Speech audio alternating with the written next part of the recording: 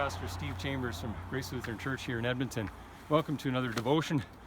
And as you can see, I've just finished a run. This is my last run for the year 2020. And as of today, I achieved my goal because of this run today. A few weeks ago, I had a goal for the year of achieving an average of 100 miles a month of running. That's 1,930 kilometers for the year. And a few weeks ago, I realized, you know what? That's not a problem. I've got that nailed. What's a little higher goal that I could reach? So I made this other goal instead. And as of today, I met it. 1,962 kilometers for 2020. 1962. Why would that be a significant goal for me to achieve? Maybe you can guess why. It's kind of a dumb reason, really, and it's kind of a silly goal. But it got me thinking about goals and whether we've made our goals this year. I think for a lot of us, we have not been able to attain even some much more significant goals than a running goal like mine. I know some of you, for instance, have had goals of traveling this year, maybe even to visit your parents or your children or your siblings.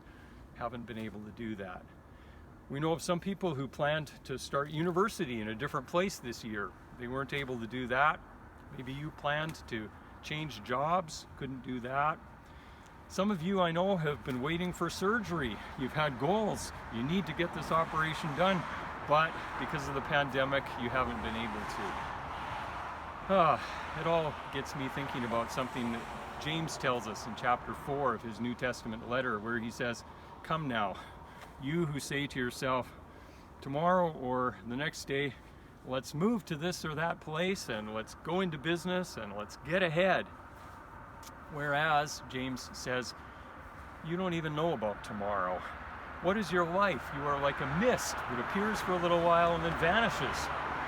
Instead, you should say to yourself, if the Lord wills, we will do such and so.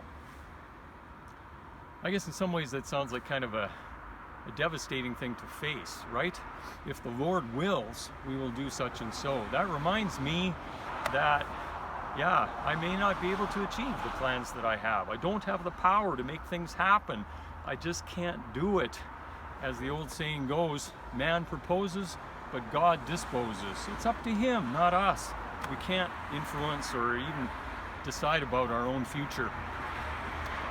But on the other hand, I think there's a promise here in this saying from the letter of James too, because when it's the Lord's will, He does achieve things and cause things to happen.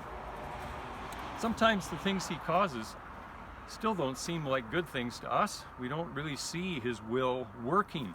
How could His will have possibly brought about the things we've had to deal with in 2020? But by faith, we can trust that His will is good.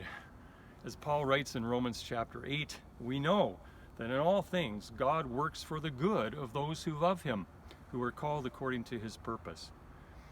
Can we see good in 2020? Well, I think for some of us, this year has helped us to peel away some of the unnecessary things, the trivial things, and appreciate more fully the real treasures God gives us. Our relationships with each other, our relationship with Him above all, our relationship with other Christians. So many good things in life even so. So as we look ahead to the year to come, what are our plans? We can set whatever plans we want. Maybe we'll achieve them, maybe we won't. But there's another saying that I really like to cling to as I think about such things as this. And it's not from the Bible, but it's a wise saying all the same. We may not know what the future holds, but we know who holds the future. And because our future is in God's hands, we can trust Him, we can look forward to the year to come, we can be confident that His grace will be with us in everything that lies ahead. So hang on to that, will you? There's something solid to cling to as 2020 comes our way. Till next time, God be with you. Bye for now.